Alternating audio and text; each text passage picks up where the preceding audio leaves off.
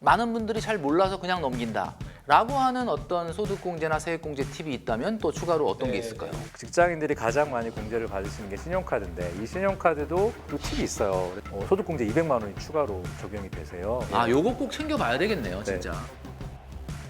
네, 돈에 있어서만큼은 반드시 승리하는 습관, 필전 필승에 오신 것을 환영합니다. 최근에 경제 굉장히 위기가 오다 보니까 그 어느 때보다도 허리띠를 졸라매야 되는데 이때 가장 우리가 머리 아프고 골치 아프고 조금이라도 좀 덜 내고 싶은 게 바로 있는데 그게 바로 세금입니다. 자, 그래서 오늘은 나의 이런 세무 관리를 아주 쉽게 해 주실 수 있는 회사가 있다고 해서 여러분들에게 소개시켜 드리려고 합니다. 자, 오늘 모신 분은 텍사스 소프트 회사의 조주환 이사님을 모셨습니다. 이사님 반갑습니다. 네, 반갑습니다. 네.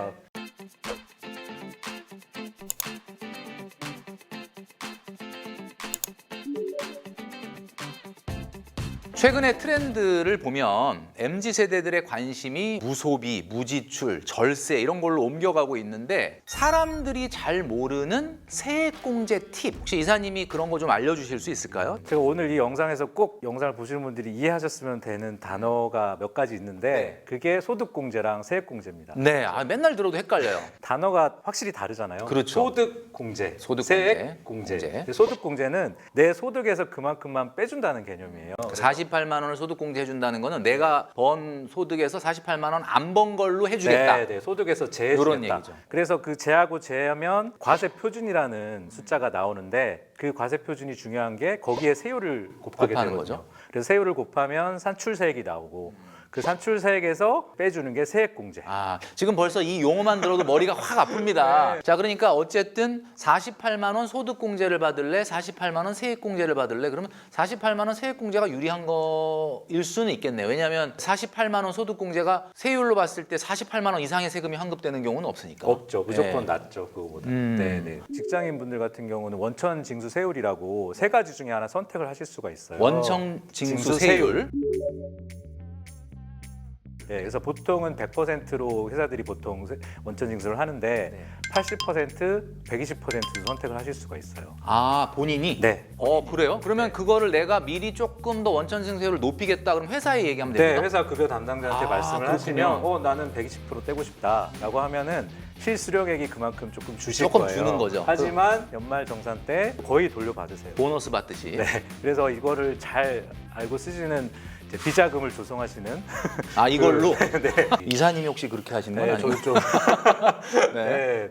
그 대신 근데 또 80%를 선호하시는 분들은 나는 더 많이 이제 받아서 평상시에 좀 많이 투자를 하겠다. 그렇죠. 저축도 좀 하겠다. 예, 현금을 더 유용을 하게 쓰겠다. 예, 그런 분들은 80%를 선택하셔서 그 현금을 유용하게 쓰실 수도 있고요. 그래서 그런 것들도 이제 거의 모르세요, 아마. 그러네요. 네, 이 이야기를 들으면서 그게 내가 마음대로 조절할 수 있는 네, 거였어라고 네. 아시는 분이 처음일 수도 있는데 정말 이런 거 있었는데 혹시 많은 분들이 잘 몰라서 그냥 넘긴다. 라고 하는 어떤 소득공제나 세액공제 팁이 있다면 또 추가로 어떤 게 있을까요? 직장인들이 가장 많이 공제를 받으시는 게 신용카드인데 이 신용카드도 또 팁이 있어요. 그래서 신용카드 같은 경우는 공제율이 15%고요. 체크랑 현금 영수증은 30%예요. 내 연봉의 25% 이상을 썼을 때 네. 그 초과분에 대해서 네, 공제를 네. 해주는데 신용카드는 15%, 15%. 현금 영수증과 체크카드는 30%. 2배. 그럼 무조건 현금 영수증 그쵸. 받아야 되겠네. 그게 이제 훨씬 유리하신데 여기서 이제 간과하시면 안 되는 게 신용카드를 쓰시는 이유가 신용카드 혜택들이 있거든요. 신용카드 뭐 30만 원 이상 쓰시면 뭐 캐시백 해주고 그런 혜택들까지 고려하면 사실 조금 더 안 쓸 복잡해지거든요. 수는 없는. 네, 신용카드 뭐 차 샀는데 신용카드 얼마 이상 무조건 써야지 할인이 되고 그래서 단순히 그냥 현금이나 체크카드만 써라라고 하는 건 너무 좀 무책임한 발언이고 그래서 저희는 이런 것들을 어떻게 해결을 할 수 있을까라고 해서 고민한 게 저희 세이브이 서비스 들어오시면 연말정산 계산기라는 서비스를 지금 하고 있어요. 네네. 그래서 들어오셔서 실제로 내가 쓴 카드나 현금이나 체크카드 사용 금액을 9월분까지는 이미 보실 수 있거든요. 올해 보고 남은 기간 동안 내가 얼마 정도를 쓸 거라는 거를 예상치를 적어주시면 저희가 다 계산해드리거든요. 얼마 정도 환급액이 예상됩니다. 그래서 12월 달에 한 300만 원 정도 내가 지출 계획이 있다라고 했을 때 이거를 현금으로 썼을 때 신용카드로 썼을 때 비교를 해보고 비용 대비 얼마나 절약이 그쵸, 되는지. 얼마나 절약이 되는지 한번 판단을 해보시고 아 그러면 신용카드 혜택이 더 낫겠네라고 신용카드 쓰시는 게 나을 수도 있고요. 이제 하나 체크하실 게 25%를 넘어섰는지도 한번 체크를 해보셔야 되고 넘지 25% 않으면 아무 의미가 없는 안 넘었으면 사실 의미가 없거든요. 네, 그래서 신용카드 환금 비율 해서 25%까지는 신용카드 쓰고 나머지는 뭐 현금이나 체크카드 써야 된다. 왜냐하면 25%를 그 까는 우선순위가 신용카드부터 그러네요. 까지거든요. 근데 연말 되면은 이제 우리가 별다방 같은 데 가서 뭐 그러면 현금 영수증 해드릴까요? 그러면 저, 아 됐어요 이랬는데 하셔야죠. 무조건 해야 네, 되는 거네. 하셔야죠. 여러분 잘 들으시기 바랍니다. 네, 현금 네, 네. 영수증을 더 챙겨야 된다. 근데 무작정 신용카드 공제를 다 해주는 게 아니라 한 300만 원 한도가 있어요. 소득 공제 한도가 급여에 따라 조금씩 다른데 7천만 원 이하이시면 300만 원까지 카드로 신용카드로 공제를 받으실 수 있는데 어떤 분들은 신용카드를 너무 많이 쓰셔가지고 이미 300만 원을 초과하신 분도 있으세요. 자 이런 분들은 12월에 내가 소비 계획이 있다라고 하시면 사실 미루시는 게 좋아요. 내년 1월에 그걸 사시면 되잖아요. 12월 31일 날 쓰지 말고 그렇죠. 1월 1일 날 써라. 그러면 이 얘기죠. 내년에 이게 반영이 네. 되는데 올해 나 이미 한도 초과했는데 그러네. 올해 굳이 쓰실 필요 없거든요. 이런 것들을 근데 직접 계산하시는 건 거의 불가능하고 저희 계산기 접속하셔서 가지고 저희가 그건 다 알려드리니까 혹시 한도가 넘으셨으면은 12월 달에 소비는 좀 조정을 하셔서 내년 1월에 하시면 내년도에 이제 반영이 되니까 또 생각해 보시면 이제 연말정산 하실 때 제일 먼저 시작하시는 게 부양가족 추가하시는 거 다 아실 거예요. 그래서 사실 뭐 부양가족이 크게 바뀔 일은 없으시잖아요. 바뀔 일이 없죠. 예. 네. 여기서 하나의 팁이 세법상 장애인이라는 게 있어요. 제도가. 세법상 장애인. 장애인이라고 하면 보통은 장애인 복지법에 해당하는 정말 뭐 1급 장애인, 2급 장애인만 생각을 하시는데 네네. 국가에서 항시 치료를 요하는 중증 환자들은 세법상 장애인으로 인정을 해줘서 공제를 받게 해주고 있어요. 그 질환이 뭐냐면 암이나 중풍, 치매, 희귀 난치병, 합병증이 있는 고혈압, 당뇨. 그러니까 생각보다 이런 질환을 겪으신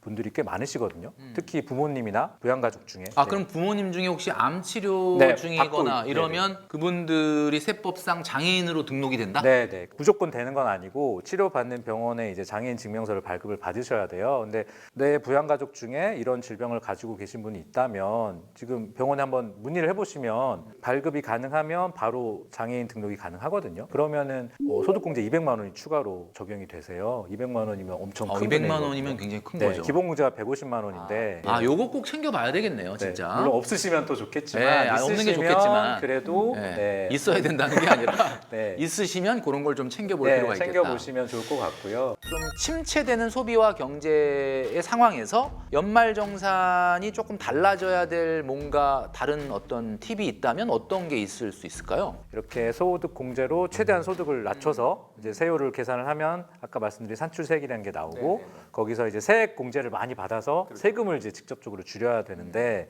그 중에 이제 가장 대표적인 게 의료비가 있어요. 아, 의료비. 정말 경제가 어려워서 그런지 아픈 분들도 너무 많아. 그래서 진짜 병원비가 좀 많이 들어가는 것 같은데 어떻게 하는 게 좋을까요? 그래서 의료비는 또 다른 공제랑 다른 게 몰아주기가 가능한 공제 항목이에요. 유일하게. 그 와이프가 의료비를 결제를 했더라도 결국은 그 비용을 내가 냈다는 그런 개념으로 몰아주는 개념인데 그러면 누구한테 몰아줘야 되냐 의료비를 맞벌이 부부 같은 경우에. 근데 의료비는 조금 다른 게 총 급여의 3% 이상 분부터 또 공제가 되거든요. 세액 공제가. 맞벌이 부부인데 어느 쪽에 몰아서 하는 게 좋겠냐 이것도 큰 답은 있어요. 연봉이 작은 쪽에 몰아라.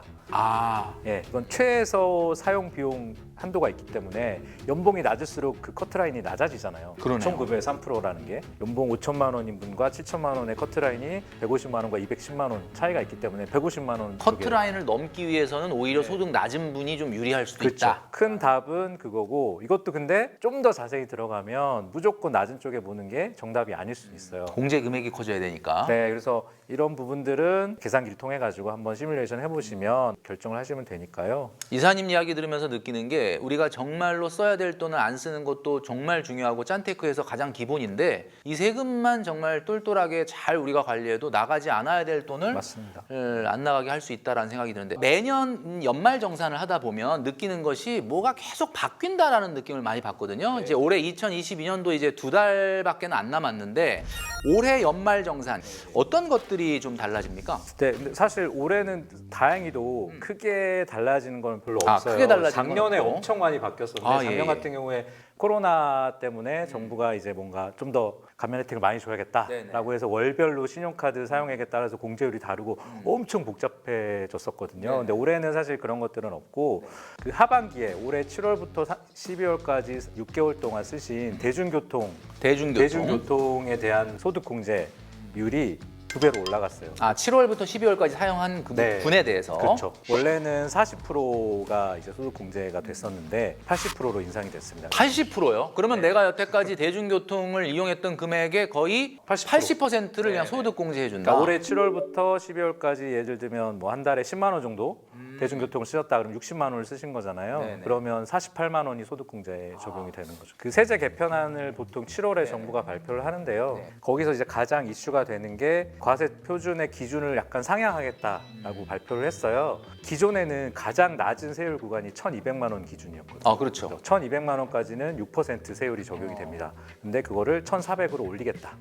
그러면은 조금 저소득자들이 세금 많아지는 거 아닌가요? 저소득자분들은 똑같고요. 1,200 밑은 어차피 6%로 똑같은 부분이고 오히려 한 5천, 6천 정도 소득이 있으신 분들은 감세 효과가 확실히 있으시죠. 지금 살펴보면은 약간의 변화가 좀 보입니다. 1200에서 4600 사이가 15% 세율이었는데 요게 1400에서 5000으로 바뀌었어요. 그리고 4600에서 8800 사이가 24%였는데 24% 세율은 똑같지만 5000에서 8800으로 바뀌었는데 자, 일반인들이 봤을 땐 요게 무슨 어떤 변화가 있을까?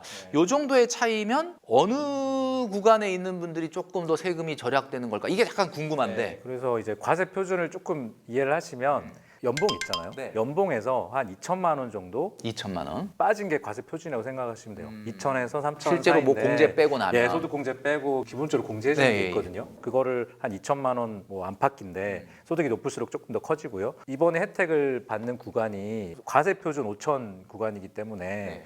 거기서 2천 정도를 더하면 한 7천, 8천 소득을 가지신 분들까지도 분명히 혜택이 감세 효과가 있다. 그러니까 세금 빼기 전으로 한 7천, 6,500 요때에 있는 분들이 약간의 세금이 좀 줄어든다. 근데 사실 그 이상도 다 효과는 있으세요. 왜냐하면은 이게 누진세율이기 때문에 전반적으로는 한 인당 50여만 원 정도 세금이 줄어드는 효과가 있으세요. 그러니까 어쨌든 딱 정할 수는 없으나 전반적으로 최근에 있었던 코로나라든지 뭐 경제 어려움 때문에 정부가 세율을 조정한 것 자체는 서민과 중산층에게 약간의 세부 부담을 완화하겠다. 뭐 이런 걸로 우리가 이해하면 되는 거죠? 뭐 이해하실 것까지는 없고 그냥 세금이 조금 주는구나. 조금 주는구나. 네. 뭐 이렇게 이 회사의 비전은 어떤 거라고 생각을 하십니까? 그 회사 이름에도 나와 있는데요. 저희가 텍사스가 이제 그 루이지애나주 옆에 있는 텍사스 아니고 안 가봤는데 이제 네. 저 이름만 듣고 뭐 다 외국에서 왔냐, 외국에서 왔냐. 뭐 텍사스 출신이냐 이제 그런데 텍사스 출신. 네, 그건 아니고 텍스예요.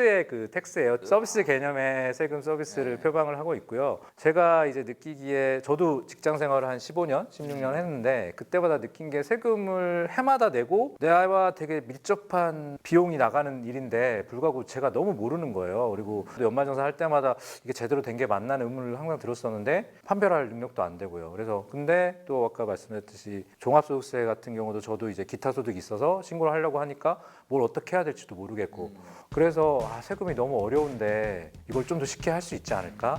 그런 것들을 고민하면서 이제 만들어진 서비스고 그러니까 누구나 쉽게 세금을 하실 수 있도록 편하게 그리고 아까 말씀하셨지만 버는 것도 중요하지만 이제 또 그만큼의 세금을 절세하는 게 또 중요한 시대가 왔기 때문에 그런 것들을 큰 비용 없이 쉽고 편하게 할 수 있는 서비스를 만드는 게 저희 회사의 목표입니다. 네, 그게 바로 세이브 잇이라는 그 앱상의 프로그램 서비스를 얘기하는 네, 거죠. 정말 홈택스보다 내가 딱 들어가서 그냥 쉽게 이렇게 세금 신고를 할 수 있을 정도로 정말 쉽습니까? 사실 하셔야 되는 것들이 인증 한 번만 해주시고 인증? 카카오톡 인증 네. 한 번 하시면 네. 홈택스 정보를 저희가 가져와서 자동으로 분석을 해서 보여드리고요. 그리고 그 나온 숫자들만 확인하시고 클릭만 하시면 그러면은 세이브 잇에서 내가 쉽게 하고 이걸 홈택스에 가서 또 한 번 해야 되는 거는 아닌 아니죠. 거네요? 예. 세이브에서 완료를 하시면 바로 홈택스에 신고가 들어가는 그렇군요. 개념입니다.